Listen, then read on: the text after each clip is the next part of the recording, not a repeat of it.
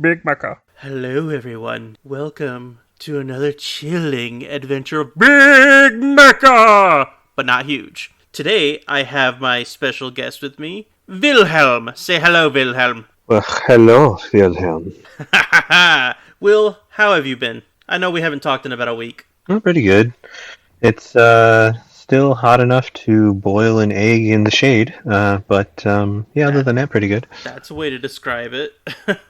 Oh, man. Yeah, I don't really Word venture is outside all that tourism. often anymore due to the fact that I work from home, so unless I absolutely need to go to the store or something like that, I've been sitting inside with my AC cranked at a cool 74, and it's been nice.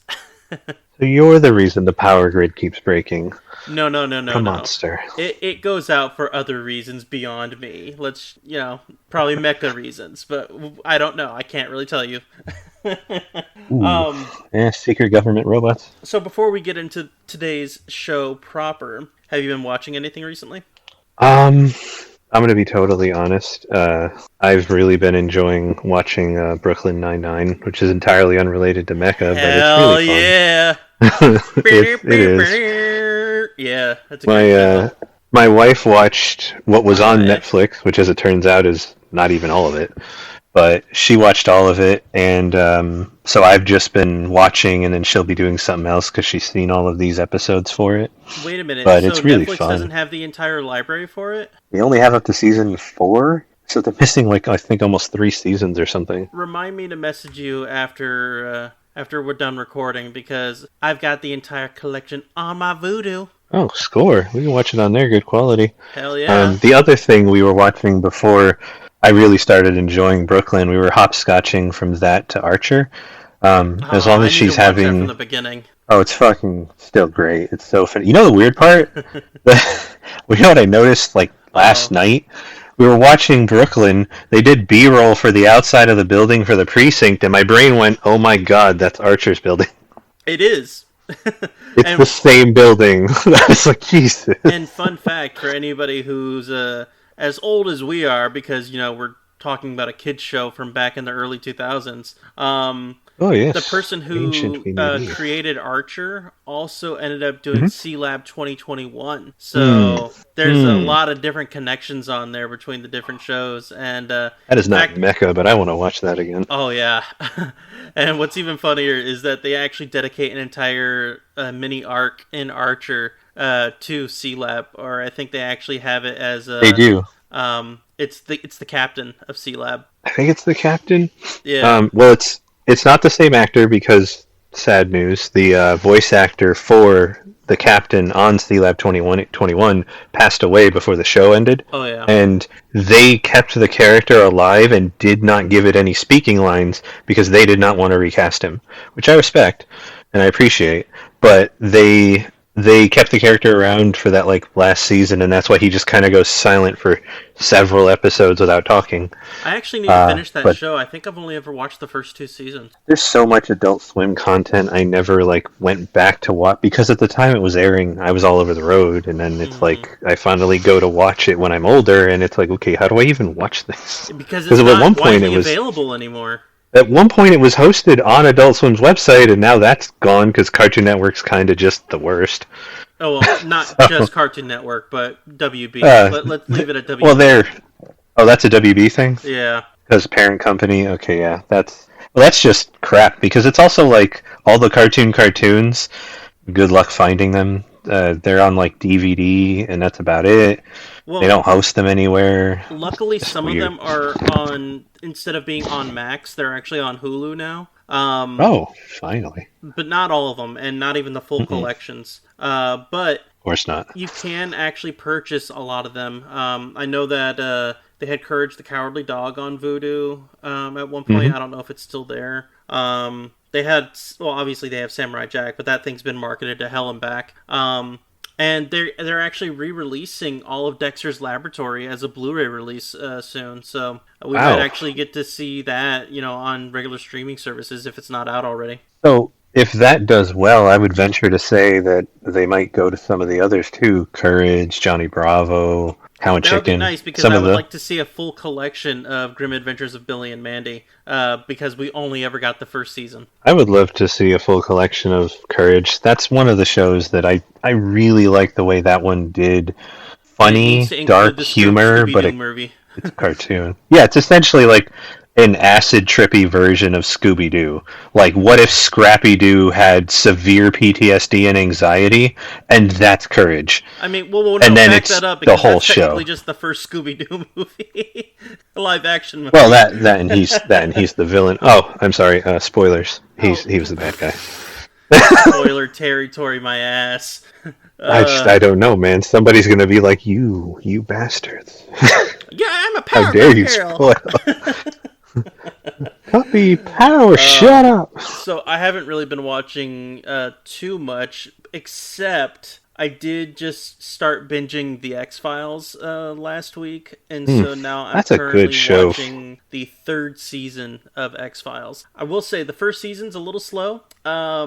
It like builds the character and how they actually gain trust with one another and how they actually build like a companionship. But that first Makes season sense. really is slow. Second season is so much better. I see that with a lot of TV shows now that I'm older and I can actually see the way things go together. And I feel the writers finding the characters they want and the dynamics they want and finding what they want for that character in particular. Mm-hmm. The biggest example, what we just talked about, would be Archer, where Pam and Cheryl change so much over the course of season 1, and even season 2, they keep going more, is when the two of them really focus in on what their true role is and how they're going to act, what joke are we going to go for with them mostly, and they kind of cement into the roles that they hold going forward. Cheryl just went into absurdity, and they just kept pushing that limit of Yeah, no, absurdity. 100%. She just does drugs nonstop, doesn't die from it,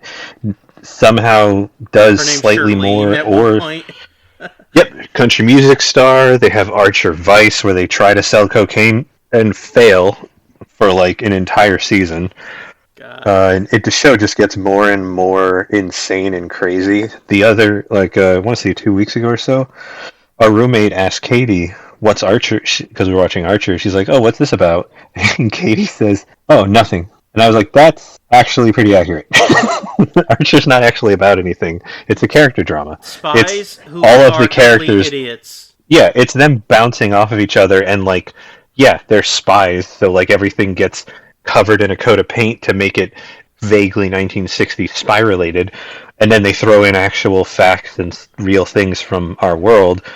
But genuinely, that show is just the characters doing weird shit and bouncing off each other. Do you have a favorite joke from Archer? I haven't even watched the entire show, but of the 5 seasons that I at one point watched on repeat, while you try to that's figure that one out, my favorite one, it just occurred to me right now. It's where they're in the giant balloon, fucking air balloon, or not air balloon. What the hell is it? dirigible. Yeah, it is a dirigible. Where they're inside that, and he goes like, "Okay, I need you to sound out these letters for me." And then he gets to the letter M. He goes like, "M as in Mancy." Mancy.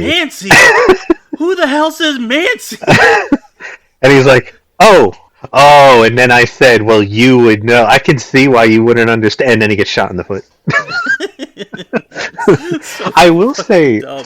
one of my favorite, I don't know if it's a joke per se, but I think there's a lot of Archer that I like. And one of the things I enjoy a lot is the fact that the show actually, as much as it's a what'll happen this week, they genuinely respect their own dumb things. Archer has a wound on his foot in that episode. He then gets shot later and mentions in the same spot, so that when they show him without pants or shoes on, they'll only have to draw one scar. And then they genuinely draw that scar. They give him 2 different tattoos at different points in the show, and from then forward he always has that tattoo if he's without a shirt on. Everything they do is consistent. Their world Their moves like continuity a is, real world. Really well It is done. top notch. They know what they're doing, and which is one of the weird things, because as absurd as everything gets, it all feels grounded, because the characters are people.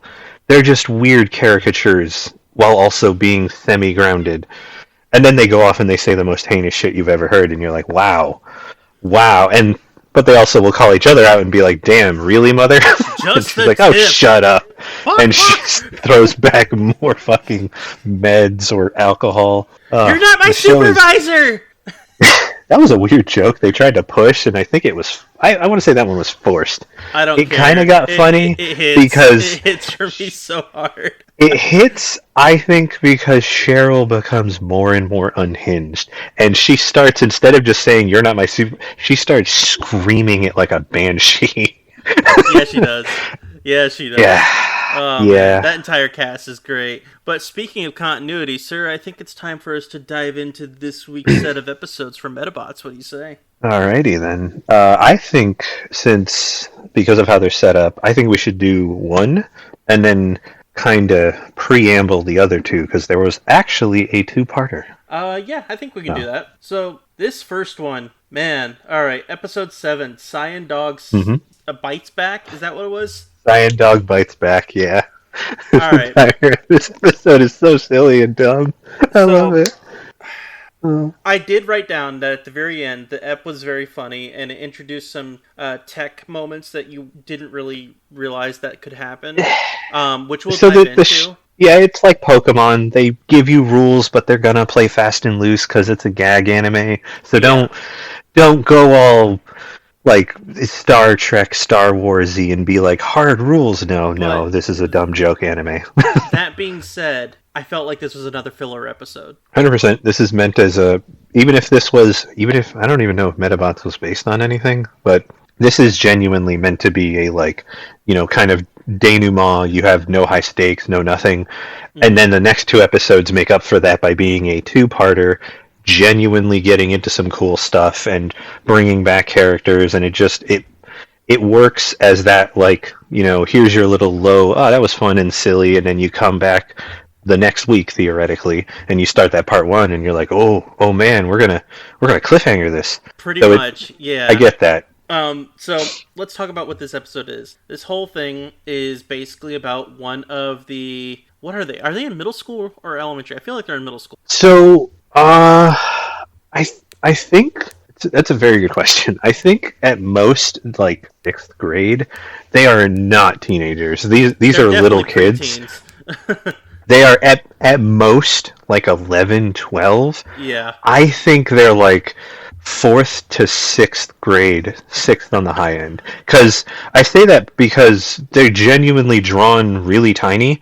And in case you were wondering, the canon height of a Medabot, based off of what they show in this anime, is like barely 2 feet. Essentially, you could make a 1/1 Medabot, like a perfect grade, like Bondi kit, is like 2/3 the size of a Medabot. They're not that big. Yeah. Because they're half the height of the kids, and the kids are short. So the Medabots themselves aren't that big. They work. True. So this particular episode, it's about how one of the gang members from the middle school team, let's just go ahead and say that, the Screws. The Screws. The kid who had the giant Mega Buster from the very beginning of the show. Oh yeah, that he immediately loses. Yeah, he's straight up a loser. Just nonstop loses every single fight he's in. Loses the part immediately, never gets it back. Yep. And so Icky wins it. And so in this one, it's all about basically him trying to find out how he's actually going to be a good row battler. And spoiler alert, he's not. He's absolutely terrible. Even after all the training that he gets, he's still terrible. And he ends up going against a bear version of a Hello Kitty Gundam, because that's exactly what I thought it was. The way that it sits, I think it's literally just a teddy bear, because those kids are elementary school, or no, those are almost like toddlers. They're so small. Oh, they were so small and so evil. They were children of the sandbox. But I fucking love them. They're so great. They're so great. Yeah, they were great. They were probably the highlight of the episode. Yeah, they really do keep it going. So Icky is like, well, I guess we're gonna go ahead and watch him get the snot kicked out of him. But Medabots is like, nah, I'll go ahead and train you. And this little Cyan dog, this little bitch blue bomber bullshit, looks like a little mini Gundam. I don't know if you noticed it, but that's the first thing I realized when he actually showed his face. He's got the little red, like, little samurai thing that he's got going on that most Gundams have. It's like, oh shit, he really is like a little Gundam. Except he doesn't know how to aim. Even after all his montage training of randomly doing exercise machines with ab workouts I want to point out that Icky genuinely looks at it and goes, that's not going to do anything for him. Yes, he does. Like, yes, it works for the human, and he's like, that's dumb. I could tell Icky's looking at him and going, Medabi, that's really dumb, you're a robot, that's not how that works. He's like, that's not training for you. Training to make you better would be like throwing something in the air and then like working on how you calibrate and react so that you can learn like better routines, and then like working on your teamwork. Those make sense. That's how like actual battlers in like tournaments do things. Medabi's just kind of an idiot. Yeah, absolutely. He's full of ego, which we will definitely dive into in the next episodes. But yeah, he's just straight up. He's an idiot, but he knows how to fight. He wins, but he knows how to fight. Yeah. So this episode, it was interesting because you got to see a lot of different comedy with the fact that it's the blue mini Gundam against the ankle biters. And they had a subtitle to that, which I thought was absolutely fucking hilarious. What? We're the ankle biters, teeny tiny teeter-totter terrors. Yes. Oh, and they're gonna. Oh, was it? We're gonna cut you down to size and bite-sized pieces or something. I was like, that was actually really well written.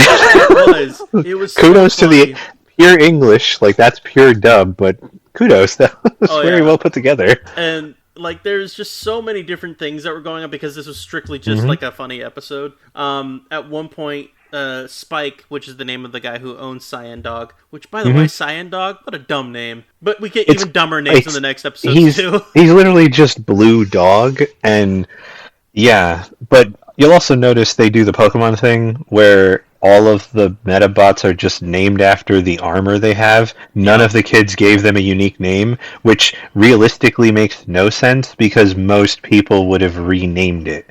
Like, you would not call your car, most likely, if you were going to name it. Like, if it was your best friend and spoke to you, right. You're not going to call it that. You'd have a nickname or some inside joke, or be like, oh, I really like mac and cheese, so I called you MC, or something stupid. Okay, no, that's which is an inside reference.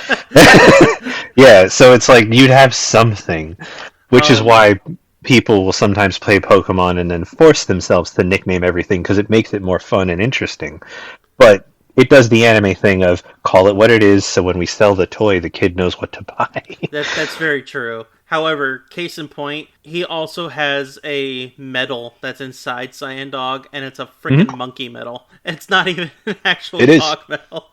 Which, fun fact, apparently that's how that works. The medal that you buy has, like, it comes I'm just going to go out on a limb and say it comes pre-programmed with certain subroutines. Not saying you can't modify it later. You know people definitely are. Or, like, they train it. It's just, if you buy this medal, it comes out of the box really good at shooting, really good at aiming, running. This is a special one that has subroutines that allow it to control its transformable body or something. Okay, I'm going to stop you there for a second. You say special, and this is actually something that kind of bugged me for a second, because the way that they looked at the medal for a moment, I'm like, oh, does he have a rare medal? No, it's just a monkey one. But I still think that he might actually be using a rare medal for Cyan Dog. More to the point, because of the fact that he has his own personality compared to the other Medabots that you see on screen, especially Arika's, where they have, like, slight personality, but it's still within their, they stay in their lane. Cyan Dog seemed to be, like, fully enveloped and engrossed into his friendship with Spike. He almost seemed like a counter Medabi. Yeah, he's like the well, I mean, you could look at both of them as opposite. Like, Spike is just completely cowardly, doesn't really, like, he just is the other way. He's totally cowardly, he not good at fighting, he's not aggressive at all, he only wants to start a fight he thinks he'll win. He literally says in the episode, alright, we're only going to challenge people who we will win against. which Yeah, let me go pick on these solid little plan. kids. He picks on little kids and just gets his teeth kicked in. But which was the joke all on its own, which was great. but Which I also, don't think Cyan Dog is that off though. I do see Cyan Dog a lot like Brass, and like most of the Medabots, very subservient, very much wants to do things for the person that they work for. He calls Spike master or boss, well, he kept and calling Metabee Brass. Master. Yes, wait. He calls Spike boss, even though Spike keeps telling him not to.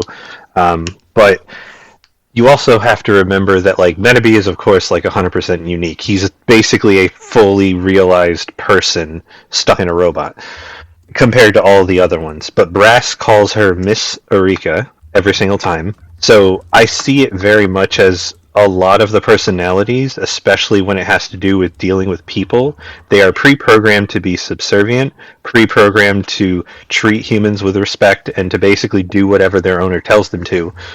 And that's just what they're made for, especially the ones given to, like, these are meant kind of for kids. They haven't shown ones like meant for the military or for like, you know, adults doing a job. These are all Medabots are purely like a leisure thing. They're not used to like work around town, which is another weird thing. These are basically purely funsies. These are RC cars. Pretty much. Yeah, what an apt way to put that. Yeah, it's the thing. It's the difference between a Walmart $50 to $100 RC and a $700 RC you now know exists because you're an adult and you're like, holy crap, how fast is that? And this thing will whip down a street in 2 seconds and you can do all sorts of crazy stuff with it. And they've got plain RCs and all sorts of other stuff. But it's the difference between those two things. Medabots are those. Really expensive, really high performance, but basically just a fun side thing. They're not meant to do anything else other than be entertaining or helpful, or both. True. So when it comes to this fight between Cyan Dog and Churly Bear, which was also another weird name. It's a weird name, but translation, I guess. Maybe? I don't know. But I will say it was an entertaining fight due to the fact that it's just, all of it was dumb. All of it was just so freaking dumb. Yes, the one thing I will point out is this is one of those things where you're like, wait, how advanced is this world? They give children watches that will teleport a like 20 to 30 pound robot across the city, and they're like, oh, it's fine. Not only is it safe, but it's super easy to do, and this watch will just hold charges for that. We give those out. We hand out these robots like they're nothing, even though they're incredibly complex. They basically have AI, and you can talk to them like they're a person, give them tasks and all sorts of, and they will just have a conversation with you. Churly Bear has fucking gravity control. Yep. So this world has advanced beyond it. Like, they're in some sort of... The stuff that these robots do is like Star Trek level, what the hell? Right. And they hand it to literal children. They hand it to literal children, so this is clearly a like post-utopian society of some sort. Though oddly one that still has economic problems, because they repeatedly show that Icky is just, you know, a normal kid, but doesn't have a lot of money, so he couldn't afford a good kit. He had to get donated a tin pet that was also secondhand, and he has to he genuinely has to try pretty fucking hard to get his stuff to work. Like, yeah. Icky knows what he's doing. The next 2 episodes are pretty heavily dedicated to that, but Icky knows what he's doing. It's just he's an emotional child, and it's really easy to rile him up. And as soon as you do, just all of the logic and reason goes out the window, and he starts being stupid. But he genuinely does know what he's doing, and he cares a lot about row battling. Speaking of riling up, I thought it was great that Samantha lost her shit because little kids ended up beating up Spike. She's like, he's taking our name! Why? No! We need to beat him! You know, that stupid crap. I also love the fact that the chicken man was back. That guy, man, I'm telling you, he just, he never sells a chicken, which makes me think that he's not doing so good. He also didn't die this episode. Well, you could hear it in his voice, though. He's just freaking, Bill's adulthood. The man's broken down. Yeah, he's probably a nomad chicken murderer. One other thing I wanted to mention, the very beginning, I feel like it definitely did a Pokemon homage. Because it was showing off all the different like row battlers at the beginning between Samantha and Sloane for the Screw Gang. Oh yeah, it showed them in their matches, and then Spike get crushed. When Sloane shows up, he straight up looks like Fat Ash Ketchum. So I wrote down on my notes, Fat Ketchum. He's got to catch all the snacks. Yeah. To be fair, though, every single joke that he has is always about food. Mm-hmm. So it's like, okay, I feel like he doesn't have... a fair game. The word character doesn't really apply to him. No. It applies to Spike a little, and I think we get an episode or two dedicated to Samantha at some point. Probably. So she gets some sort of filling in, but the three of them are very much meant as comedic foil, which means that they are just tools. The writers aren't going to do a lot for them. Did you notice anything about the animation this episode? It felt a little different. Like this one, it actually looked like an FLCL episode. I think, knowing the little bit that I do about animation in the industry, especially back then, this is hand-drawn still. Mm-hmm. I think this episode, being slower, having a lot of talking and a lot of staring off, which means it's an animation where nothing moves, and back of the body talking, I think that was all heavily designed. Oh, and the 3 battles in a row in the beginning having almost nothing happen, and then the battle at the end being a lot of stopped, like, freeze frames, is to save money, because the next 2 episodes they wanted to have more time and more budget for put those more. Too. It's more budget and more time, because the more time you put into anime is weekly. More time you put into one thing, the less time you put into another. It's why animating as a movie is always better, because you have more money, more time. You can sit on a scene for days and make it look really good, and then you kind of zoom out and make other stuff look real bumpy.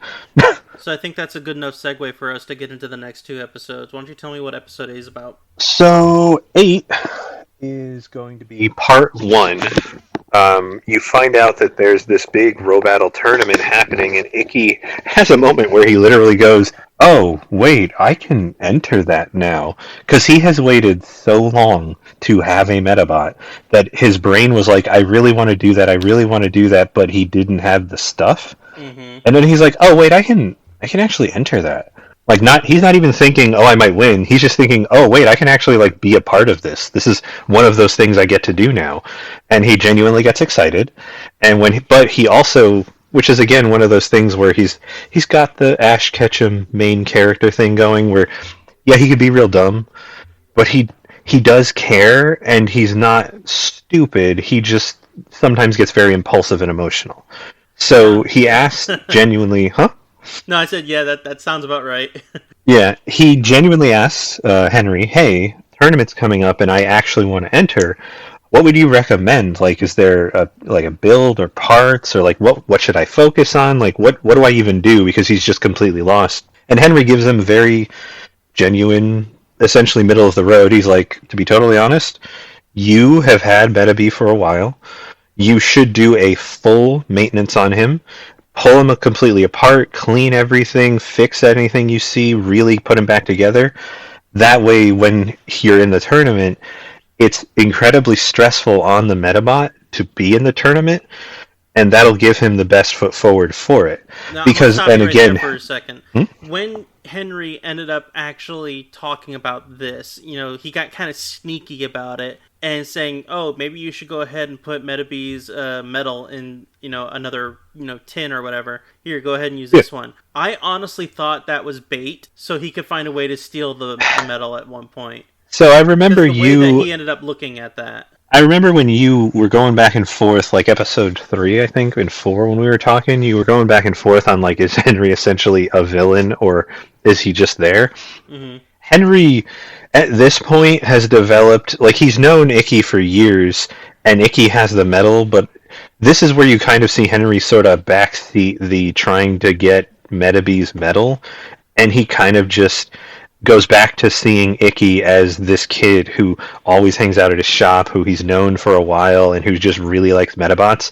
And Henry does genuinely like Medabots too. That's why he works there and why he does that. Mm-hmm. And so he tells him, pop the metal out, give him the cleaning, and he goes, that won't work. Because every time Icky tries to remove the metal, which they've even shown on screen, Metabee fucking loses it. Because he's Pikachu. He hates being confined, and the way the metal works, it holds 100% of the robot. That is their AI, that is everything they've ever experienced, ever done, and when it pops out of the robot, they lose their connection to the outside world. They can still talk to you when they're in the watch, but they can't do anything, which is why he hates being in the watch, even though that's a more convenient way of transporting a, 50-pound metal robot that's 2 feet tall. Metabee hates it because that means he can't move. He doesn't like that feeling, so he doesn't do it. But that's the thing that he was worried about, and so then Henry goes, well, I mean, you've been fighting and winning parts, just build him a replacement body that he can just chill in, so that way he can still move, he can still do things, he still has stuff, and then you work on his original, and then when that's done, you just swap it back, and he's got, ta-da, fully powered up body. Which leads us to the conflict. Ends up becoming a big bitch. Metabee, so the thing is, I'm actually going to give them credit. This could be incredibly contrived. Digimon movies. This could be incredibly contrived and stupid and poorly written and executed and literally just, well, the plot demands this character should make this choice that basically goes completely against their character. And you're like, that's stupid. I don't even like that it serves the purpose of this episode. That's just dumb. And then they go immediately the next episode back to acting like they're supposed to, and you're like, I know that it's whatever the writer writes, but it's still kind of lame.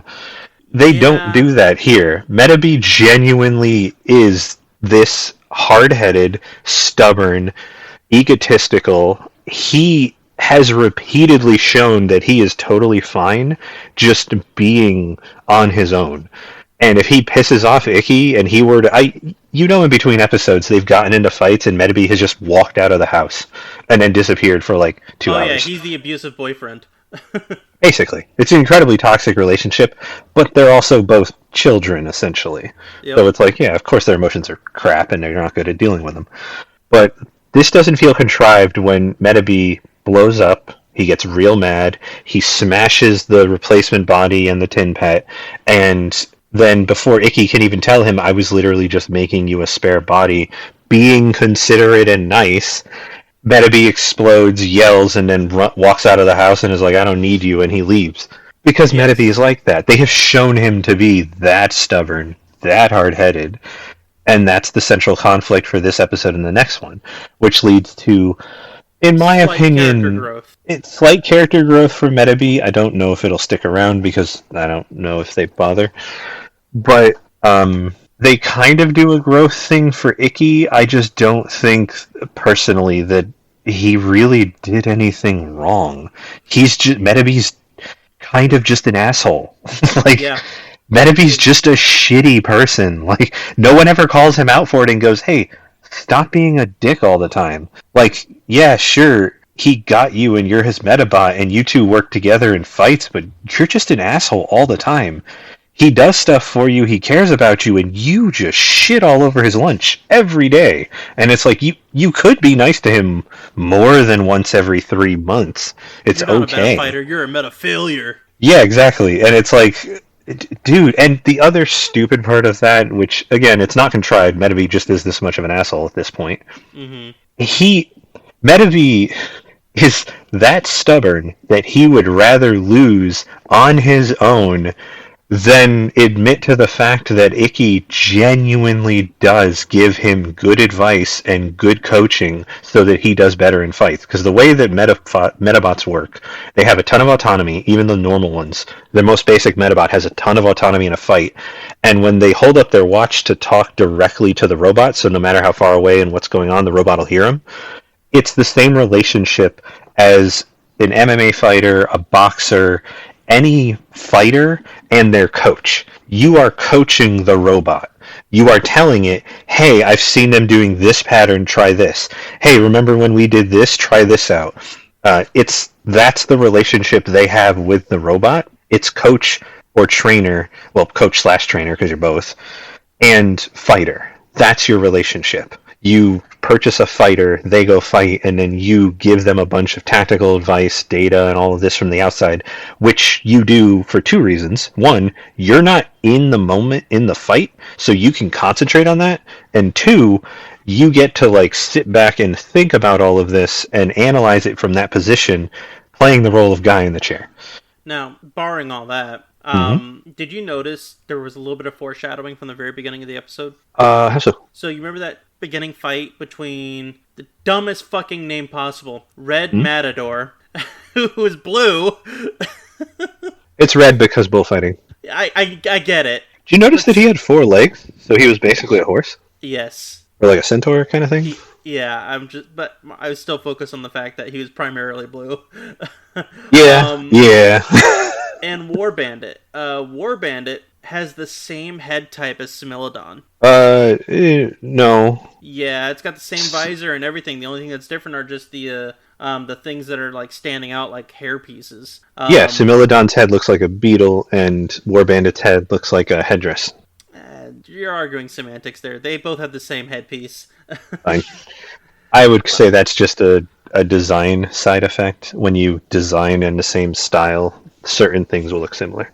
Even so, the way that match ended up playing out, and even though we didn't get to see the way that it ended, you could tell how it was going to end. Spent a lot of money on that fight. That was very expensive, like 30 seconds. Like right. You asked where the budget from last episode went.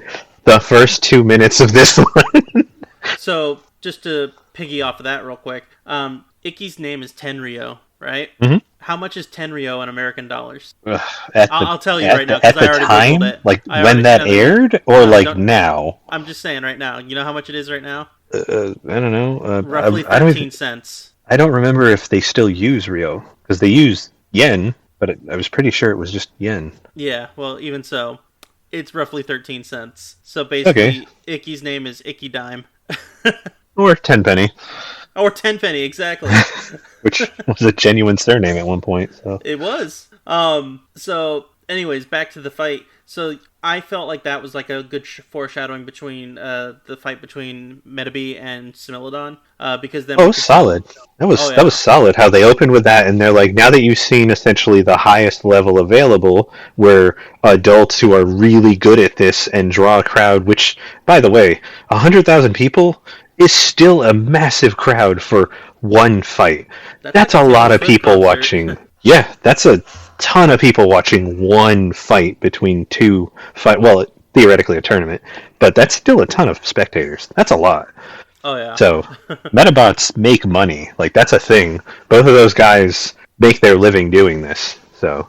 Now, did anything for this particular episode stand out for you? Because there were a few things that stood out for me that I thought either were really cool or really funny. I wanted to write them down, but honestly, the episode was going by, and I just wasn't quite able to write down each of them. There were several solid little like jokes and asides and little like puns with how stuff was written. It was quite good.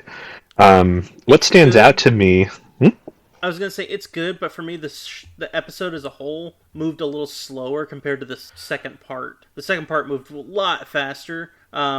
It's mainly, it was more towards the end of this first part where it actually started to feel like it found its groove. It picked up. So I would argue that's build up just because of the nature of this show. They had to actually they had to do stuff. They're like, okay, well, we got to do this. We got to set that up. We're going to do this. But they did show off in the background that we now know that there is apparently a jet-type Medabot. I don't know if it flies, but there's planes. There's plane Medabots, which that's cool. I also like the fact that at the very beginning when Ikki's watching the tournament, Medabots is riding his dog. That part was funny. Like a cowboy. That they part was slam funny. on Ikki's head. Dude, I swear to God, Ikki should have had his head caved in like multiple times by this point. Yeah. Like he should have been dead. Just like Ash Um, Ketchum. No reason that 10-year-old boy should still be alive. there's another part where Spike is talking to Icky, and he's saying, "How about you do this for me, blah blah blah, blah, and I'll get you some free pudding or some shit like that." That part And felt weird and forced, but it also was, they've shown Medabots be that stupid, so I'm but like, it had it's the fair. best line afterwards. It says, "You've Oh been using yeah. me as a pod for pudding." Yeah. That part was Like, fucking why? just that's also, which is why there's a part of me that genuinely really wants to watch this show in Japanese, because how was it written in Japanese? A lot of this feels very weird and dubby, Yep.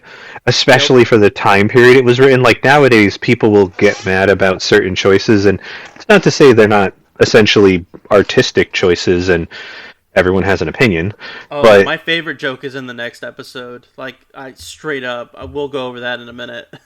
But the way that this one, I mean, again, this is late 90s, early 2000s, so we're just coming off of that Wild West era where they at one point were taking whole anime, chopping them up, completely throwing everything out from the original, writing their own story, their own characters, their own names, completely re-recording the entire show, and then airing it in America. And it's like, yeah, that is not the show that you would have watched in Japan. You can watch both. They're two different shows at this point. Yeah, like And Ghost Story, except, that was actually legit made to be that way. yeah, this is more like Robotech. Yeah. Robotech is that, or Robotech, the first time they aired Dragon Ball GT in America, where they genuinely chopped up 5 episodes to make one. Episode 1 of the original cut of GT in America makes absolutely no sense, because it just Oh, jumps and they around. skipped the first 13 episodes. That's right, yeah. Completely. They jumped over them, and then they spliced together essentially all of that into like one 20-minute episode, and then just like leapt forward for no reason. I don't know why they did that. They also did that for Cardcaptor Sakura, where they changed up the order because they wanted to do the get the hooks in. So like they showed you essentially a Monster of the Week episode for Cardcaptor Sakura for episode Hmm. 1 on WB. I think it's the one where she goes after the shadow. And it's just a normal, like she gets up, she does her thing, she goes, she gets it, and the entire episode's about getting this one card.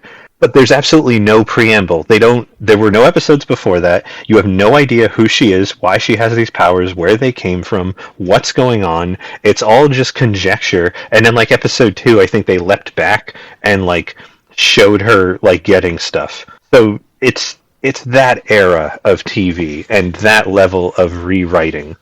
And I'm fascinated to eventually learn what was this show like in Japanese. Still silly, still dumb, but like was there like more silence? Did they try to make more moments actually serious? Because they always go for a joke in the dub. Even like this is supposed to be a serious moment where Icky is really down, and then Spike runs in, says that thing, and then Metabee gets mad and walks out, and that's supposed to be a serious thing, but he says that silly pudding line, which is silly, but it's like even that like was that what it was in Japanese? They throw a little throwaway joke in there because haha, we always have jokes, or like did they let that moment breathe? Are these the serious Maybe episodes? And we go back to silly and dumb. maybe one of these days after we get through all this, we can come back to it later on, and hopefully we'll have the Japanese versions of the DVDs, and Did they we can ever check them out. release it here? They did. Huh. They released them separate because Shout Factory won more money, but they They are also, greedy. to be fair though, for the first season Blu-ray, they literally put all 26 episodes on one disc. Nice Granted, and standard fast. definition, but they Yeah, put so all they of them don't have on to one worry. disc. Well, yeah, okay, yeah, I get that. A Blu-ray holds a lot of data. These are SD on Blu-ray because they didn't put them through like an upscaler or anything. They There's just no bonus features either. It's literally nope. just that. It's just it's just that. Just hit play and Yeah. there you go. One other thing before we go on to the last episode here. The Rubber Robo Gang make their return, Yeah. and I thought it was gonna be dumb, and it was, but it does feed into the next episode in the dumbest ways possible. But the funniest thing about it is that they decided to go into food vending, and they want to make rubber noodles. Is what This they is a called them. very this is a very Team Rocket coded thing where they're Yes. like we've been really bad at this other stuff. Hey, what if we just like opened a restaurant, did really well, and then like opened a chain of restaurants and made all this money and could just retire?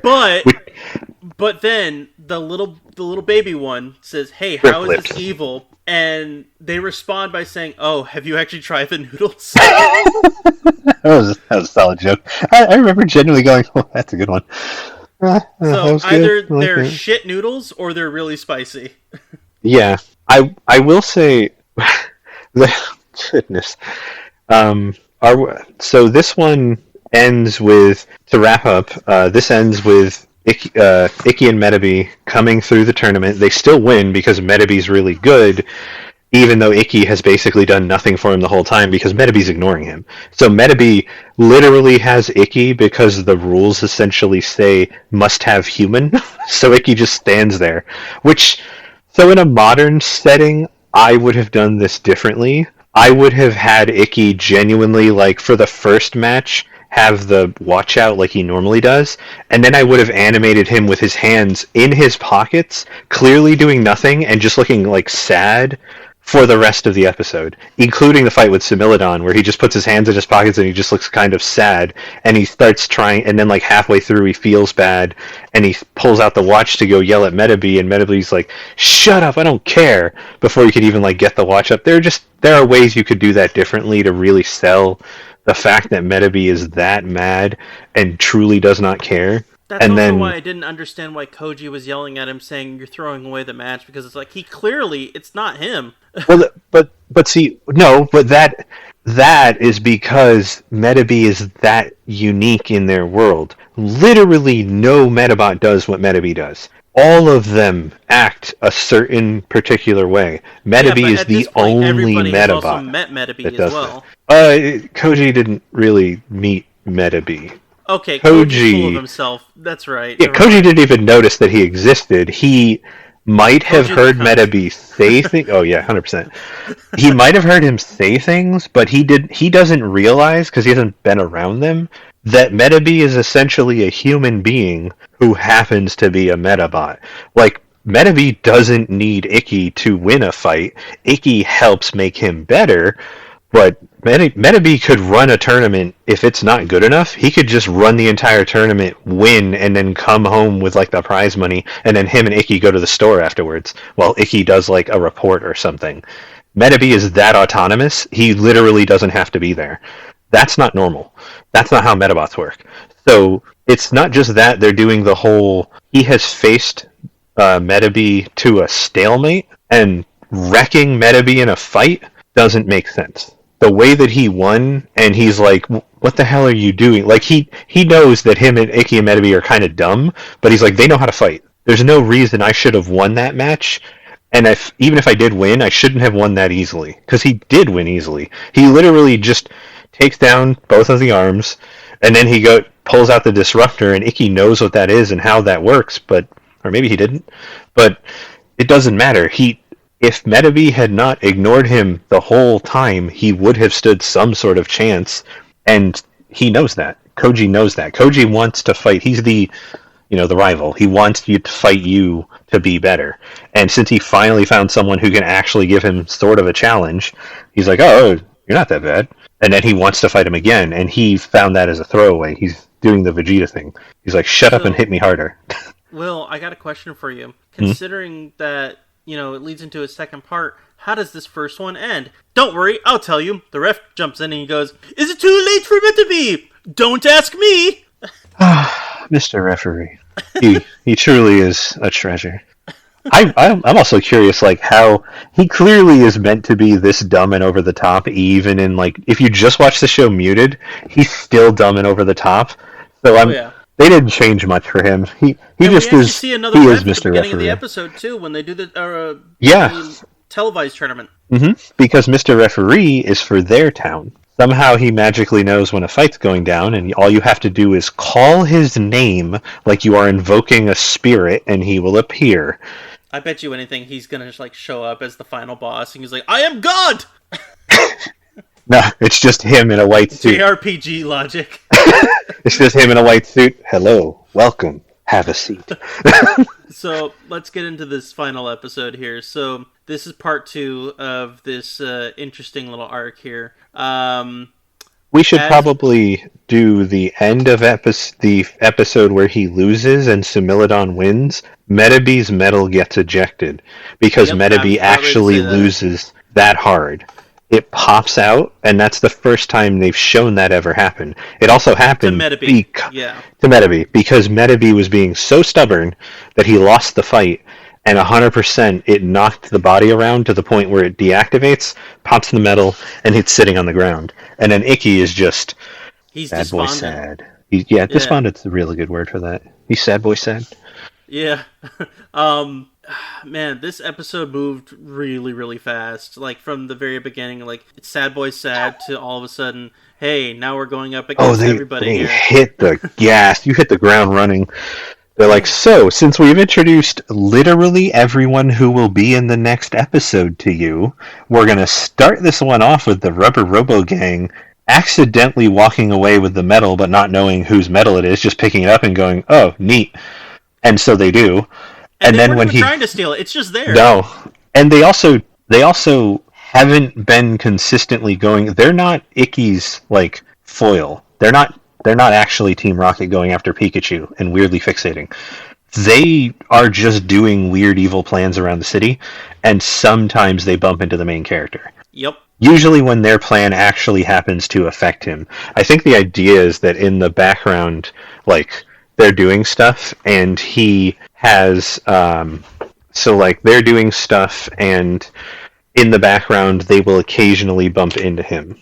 Now, speaking of bumping into the main character, guess who shows up again? Okay, you don't remember. The Chicken Man! Oh, yeah. That is and he truly... has the best line ever throughout this series so far. Do you remember what that line is? It's almost there. It's almost in my head.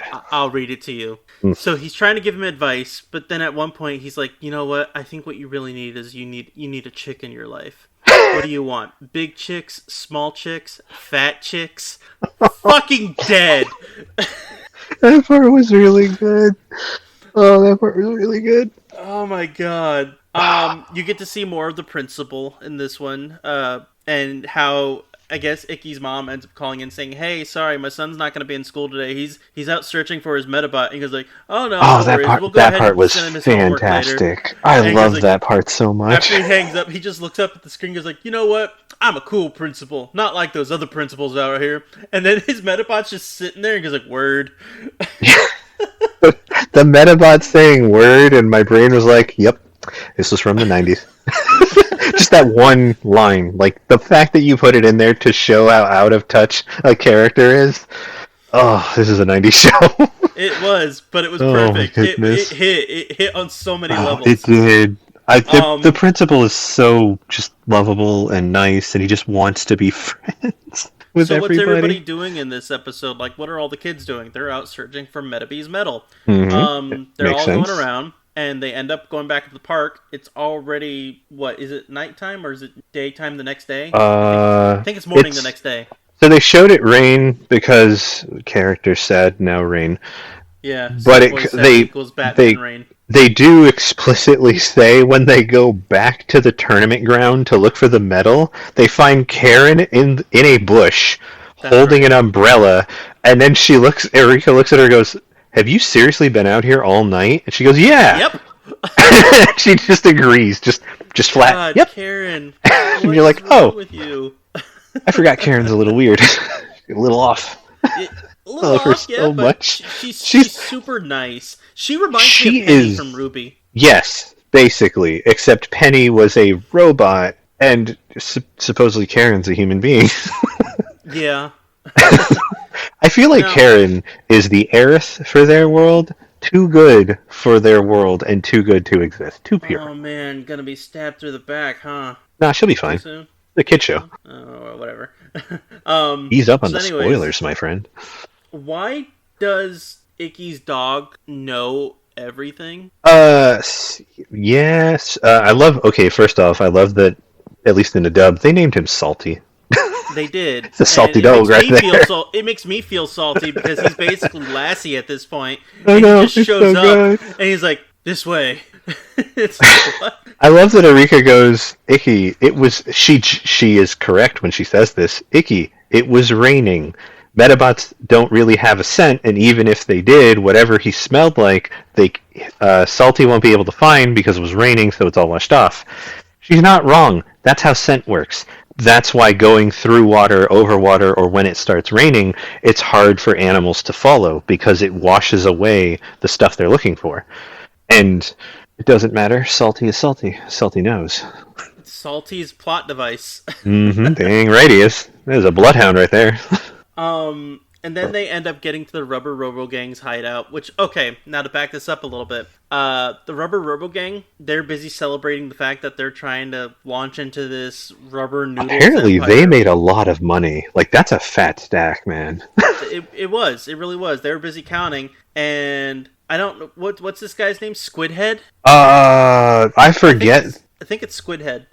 He's this big guy. He's the big, bulky one. the Oafy one. Yeah, the big Oaf. Yeah. He's just kind of lovable. He puts the metal in his little, his Meta Watch, and all of a sudden, Metabee starts talking from it, and he starts freaking out. And he goes, hey, you need to put me in a body! He's like, alright, well, I guess I will. And then he puts him in the dopiest looking Metabot I've ever seen, called Akadama. Which is a raccoon dog, and it's based physically off of the statues of raccoon dogs that were carved in Japanese shrines.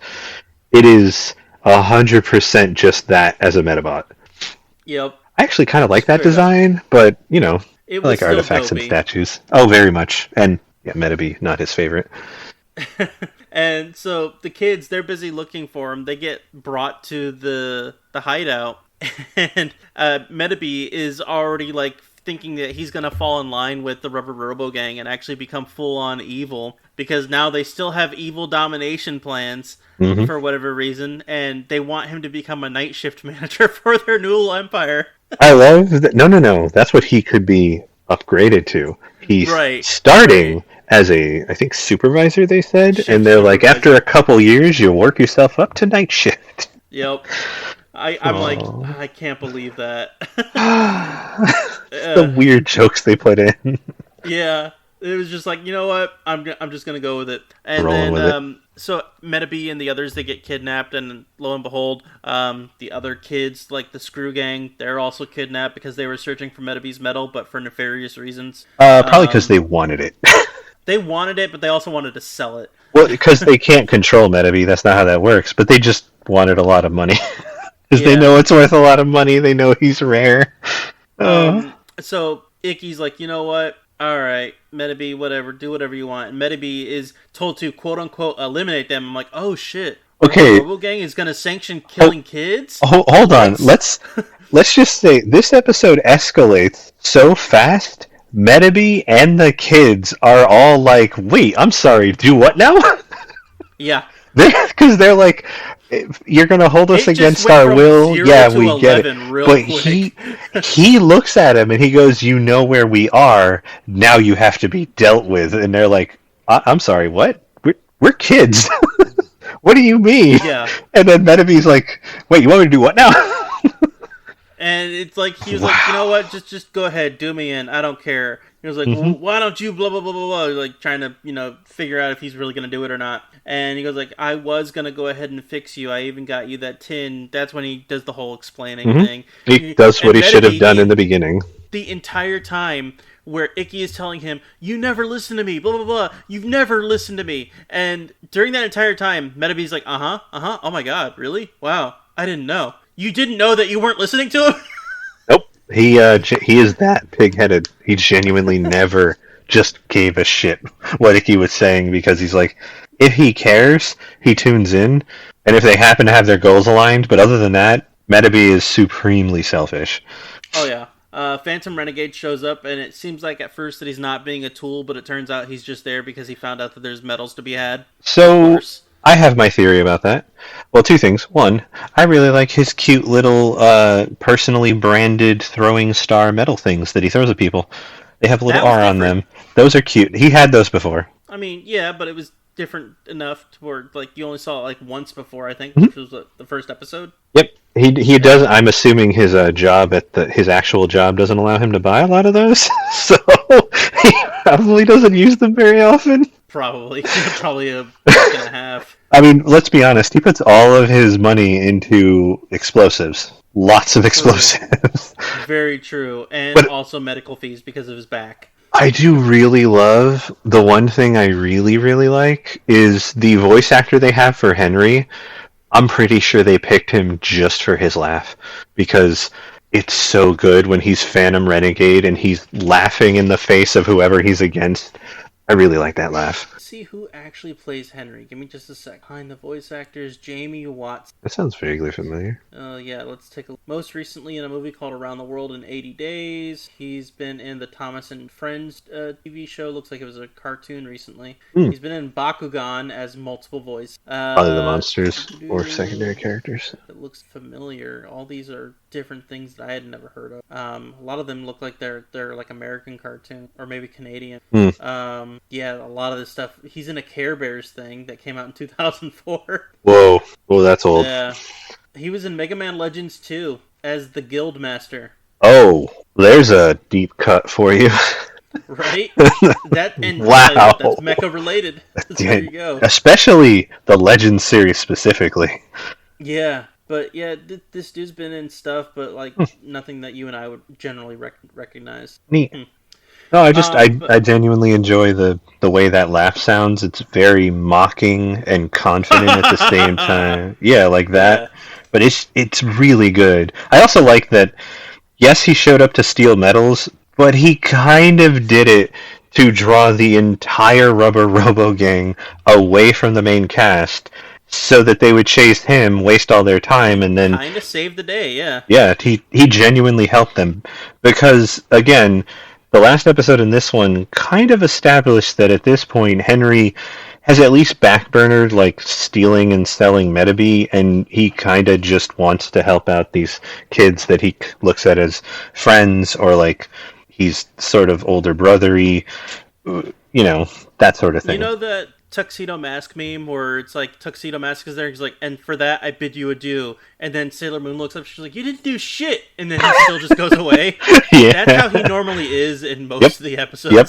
This Yep. one he actually did something. It was nice. Mm-hmm. After they defeat the Rubber Robo Gang, actually it's while they're defeating the Rubber Robo Gang, Koji and Ikki decide to have their rematch, and it's almost pretty much neck and neck, literally neck and neck, because both of them have where their meta parts, their arms are completely not deactivated, but they're no longer functioning because of how much damage both of them got. They're pretty much even. So when Metabee ended up losing the first time around, it's because he ended up firing off his head rockets, his seeker missiles, without realizing that Similodon has a disruptor within him. So Ikki's like, let's think outside of the box. Go ahead and use your missiles, but face the opposite direction. That way you can use the velocity of your body to slam into him.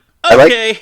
I like that he only explained half of that, and he just goes, turn around and shoot behind you and fire anyway. Trust me.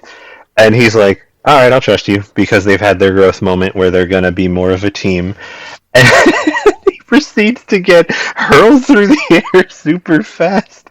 And Metabee's just, at that point, freaking out, like, what just happened? And then slams into Similodon's head, and his head was harder. And my brain went, the Goku approach. Yep. That's straight up Dragon Ball. That's 100% just Dragon Ball right there.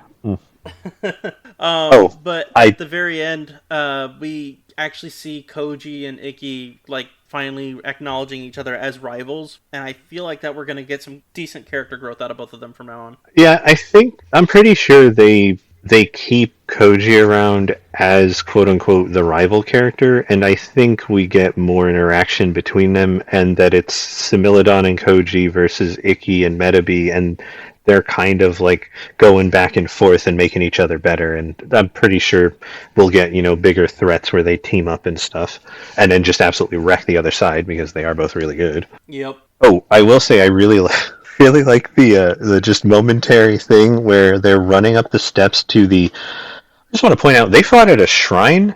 Pretty sure that's a protected historical thing, and at one point Similidon just absolutely bodies a stone statue that I'm gonna assume was centuries old. It will sanction row battle. Apparently. Okay, no. Two things. One, I really liked when they're coming up the hill and Koji goes, "Wait, is that Karen? I've been looking for her all day. What the hell?" Yep. Genuinely surprised and mad. And then Yeah. Mr. Referee's entrance, sir. Explain to me, because I think I missed out on that one because I was busy writing out notes. Oh, no, his entrance in this episode is, for those of you unaware, there is what looks kind of like either a square or a circle with a bunch of like pieces of wood on top. It looks almost like a well or like a box that's open on top, and you have what look like bars, almost like it's prison bars sort of thing, but it's not. It's meant for you to throw in your offering, like so that it goes in between those things, and then I assume they genuinely like collect it afterwards, and it helps pay for like the shrine or whatever. But back in the day, that's like the tradition probably of what it was. And you throw it in there, you ring the bell on New Year's, and you make your little offering and prayer for the year ahead, and he rises out of that thing like he's at a concert. The light shoots through the things, and then you hear a motor go off, and he slowly gets risen out of this, and then declares the row battle, and proceeds to watch it. It's amazing. I need to rewatch that part. I can't believe I missed that. It's so good. It's just some of his entrances are phenomenal. Yes. That's the only way to describe it, is that phenomenal or really, really fucking dumb. Yep. But, there's no in between. Mm-hmm. But all in all, I really enjoyed these episodes. I mean, like I said, number 8 was a little bit of a slog for me, but you're right, it was more about build-up. But these were good episodes, despite the fact that number 7 was filler. It was entertaining filler, and you don't really get that very often when it comes to any kind of filler episodes in anime. Looking at you, One Piece. Ooh, what about Naruto? That is notorious for chunky filler. Or Bleach. Yeah. Yeah, that one hurts, doesn't it? Yeah, let's not go there. But yeah, I really enjoyed these episodes. Honestly, the two-parter worked as a whole, and I think I like them more than I like number 7, just because number 7 really was filler. You can skip it and miss nothing, and then just go back later for funsies and watch the episode. It is disconnected from everything. Yeah, the only really good thing that you see about number 7 is, like I said, the introduction of some technological elements. How you're able to go ahead and transfer meta parts to somebody else's Medabots. That was interesting. Yeah, I'm like, oh, that's not something that they've done before. So that let's see if that comes into play again later on. But other than that, yeah, the two-parter takes it away from me, especially because of the Chicken Man with that big chicks, small chicks, fat chicks line. Yeah, I mean, he was clearly talking about chickens. I don't know what you're possibly alluding to. Yep, he's just 100%. That's chickens. He might sell them at different prices. We don't know, but technically you do, because it's meat, so it's by weight. But yeah, but he also is a traveling salesman. He might actually just do it based off of look. Yeah, you never know. Oh, I will say the tech stuff that they introduced in that episode 7. You can transfer. They show that certain metals have certain preferences. Like Medabee's body wasn't entirely like a mistake. It's theming for a reason. It also, I would argue that it does show more thought behind the scenes. They're like, you give the beetle metal a beetle themed like kit, and it works. It's already made for it. Because this is marketed to children, and you want to make it simple so they can just pick up, they go, oh, I have dog metal, I should buy dog parts. On a base level, that is correct. Because like he says, Cyan Dog is a dog type, he should be fine. He's made for the weapons currently equipped to him. He's not wearing like some weird exotic thing that he'd have to like learn to use. He's just default equipment. And dog types are apparently made for shooting like how Medabee is in different ways. And that's why he sucks. But even after transferring the part and giving it to him, while it is used for a punchline that he's still terrible at fighting, I see that as a reflection of essentially Spike and Cyan Dog's lack of actual fighting knowledge, and like they don't know how to fight. Even with the right parts, they're still terrible because they don't know what they're doing. So even if you have the right tools, not knowing what you're doing and not bothering to properly train the Medabot will lead to losing in a fight. He's Doesn't probably matter just what better it off is. spouting Matt Damon. But I know this is something that you wanted to do last week, and we completely forgot to. So let's go ahead and do it this time. So for the next 3 episodes that we're going to be watching, episodes 10 through 12, we've got number 10, Mystery Medabot, number 11, Phantom Renegade, and I couldn't get the rest of the title because I forgot to do it, and then number 12, Ban All Medabots. So, I haven't looked up the plot. I don't know if you have, but I know that you wanted to do a little bit of conjecture as to what these episodes might be. There's a part of me, because I'm more familiar with the show and more of it's stuck in my head more recently. I'm not looking ahead or anything. I just several years ago ran through the show and I liked it, so some of it stuck with me. I'm pretty sure I know what 2 of those episodes are going to be about, but I kind of want to hear what you want to say before I give mine, because I think mine is going to be boring and might actually be the plot. So I am pretty certain that the Mystery Medabot is going to be the introduction of Rokusho. Me too. I'm pretty sure that's the first introduction. Like, he plays a way bigger role. You get a lot more of him later, but I think that's his first showing, because we're 9 episodes in? Anime don't run that long. We're coming up on like the midpoint of season 1, or even the end of season 1 if it was a 12 episode show, like 12 episodes at a time. So like you gotta hit that plot at some point, guys. We can't have too much filler. Nobody's gonna watch season 2 if you don't get this one good. Considering that we're on episode 10 and it's mainly been pretty much a gag anime, and now all of a sudden we're going to be introduced to a character who, for all intents and purposes, is going to be a crucial character, basically their Vegeta. Would you say Vegeta or Piccolo in this case? I'd say Vegeta. If I was giving a Dragon Ball reference, I would say that he is not Vegeta in personality, because he's not a sociopathic, psychotic murderer machine. He's not a douchebag. Not that either. He's not a horrible, horrible human being. I'd say he's probably more Piccolo. Yeah, he's more Piccolo, and I think he serves a similar purpose. I'm glad you brought up Vegeta. He serves a similar purpose to Vegeta and the Saiyans, in that he is about to, when he shows up, he opens the world of Medabots to a whole bunch of other stuff. Like, he goes from a gag anime about kids and tiny robots to, wait, there's other stuff happening? And words that they've been using this entire time are all of a sudden not just silly words put together. If you listen to the opening theme song, they are words that have meaning and actual, like, that's a thing. In that world, that's a thing. And they will talk about it. And so Rokusho does a lot of that. And how we said Medabi is the only truly autonomous one so far, so is Rokusho. The 2 of them are very similar in that way. And we're going to get more of the mystery. So I was gonna say, considering that you just mentioned the theme song, honestly, every time the theme song plays, I actually start mouthing the lyrics, because it's so simple, but it's so easy, and it's just like, I'm pretty sure that was made for the anime. It feels very. This is an American opening.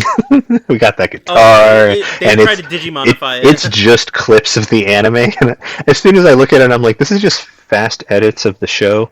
Yeah, that was made over here. That's not the original opening. There's like, attention, Medabi, or some shit like that. Oh, he's yelling. That's Icky from like episode 1, where he yells. It's literally the like voiceover when he first activates Medabi. They're doing that, and they're even showing part of it. And then they show like the footage of War Bandit and stuff, because it's really high quality and looks good. So they show all sorts of stuff there. But there's that one. As for the next one, the Phantom Renegade one, maybe we'll get into some backstory as to why he's the Phantom Renegade. I'm gonna go 50-50. I genuinely don't remember. This one is not in my head at all. Maybe when I watch it, it'll like come back to me, but I don't know. So I'm gonna say we got 2 options here. We're either gonna do like a side story where it's nothing but gags. It's either pure gag, where it's like him. It's like an entire episode of what Henry's life looks like when he's not around them. Mm-hmm. So it's just him like working at the shop and then like planning heists and either screwing them up, or like something goes wrong or it's going to genuinely be like a Phantom Renegade episode where we follow him and like some crazy antic happens, or someone else is like copying him or something. But I do think it'll focus on him. I don't know how we're gonna do that. All right, here's how I'm expecting it to play out. Mm-hmm. It's going to start off with him. Mm-hmm. He's going to be at the register, Yep. and he's going to be accosted by Icky for whatever reason. Yep, just daily. And then after Icky leaves, he just starts fantasizing about his day, about what he's going to do. And we're going to get like a little bit of a flashback as to how he got into his whole shtick. And then it'll keep cutting back to present day. It's going to be him still doing random, things around the store. And then finally it'll be clock out time. Then he's going to go invade the Rubber Robo gang at one of their hideouts and steal a bunch of medals. Credits. That's exactly how I'm expecting it to play out. I could genuinely see that being the episode. I'm honestly curious. I feel like that this is going to be real. If I am on the money at all, I hate myself for that. And then ban all Medabots. Tell me your thoughts on that one. Okay, so that one I think is either going to take the route of somebody screws up and like the city tries to ban Medabots, or more realistically, because Medabots are like a massive international thing, they have a federation, all this stuff, or the school tries to completely ban Medabots because like the uptick in like Medabot related crime and terrible things happening, like kids are getting like attacked at night and their stuff stolen, which is not a good look and probably making parents upset, so they try to like PTA get rid of Medabots either in the school or just in the town. And like the entire episode is them doing the no, it's not the Medabots that are the problem, it's those criminal. This is almost getting horribly political. We're not going there. I think it's going to be gang related, and it's going to lead to drama in the school. Rubber Robos. There's going to be underground Medabot fights in the school. Well, they kind of already are. And the principal is going to get involved. Oh, actually, I forgot. Yeah, because the principal is so soft on Medabots because he really genuinely likes them and he thinks they're good. I think he's going to get in trouble, and he's going to get a bunch of pressure. They're going to go, well, we all know that you're partial to Medabots, so you allow these things to happen. You're just letting this occur, and then he's kind of got to actually put his foot down and like genuinely try to ban Medabots, come down on them, and like even though he hates it and he feels bad about it because he doesn't want to do that to the kids, and he likes Medabots, so that might be a part of it, yeah. Yeah, I can actually see that happening. So can't wait till next week. I think I might actually get around to watching it during our July 4th time off. Oh yeah, I forgot about that. Time off? Yeah, dude, I get 2 days off next week. What? So I'm excited. Technically, I get 2 days off during the week, plus my weekend. So I'm going to have 4 days off next week. Well, that makes one of us. Sorry, not sorry, but corporate.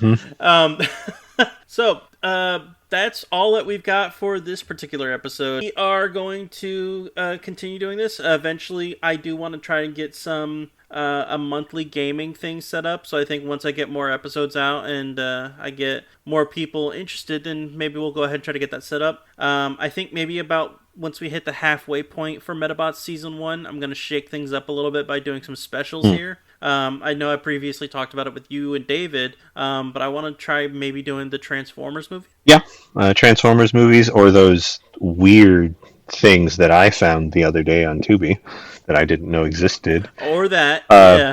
Those would be very might do something a little easier, mainly because depending on when we actually get these released, I do plan on watching both Pacific Rim movies next month in July.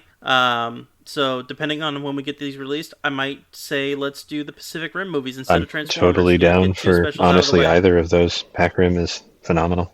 Hell yeah. But other than that, anything else you want to add before we sign off for the night? I don't think so. Just if we have an audience that isn't just bots, thank you for listening, and take care of yourselves. Stuff. Don't forget J all over your B's. Don't wear a C. Big Mecha! But not huge. Have a good night, everyone. Good night.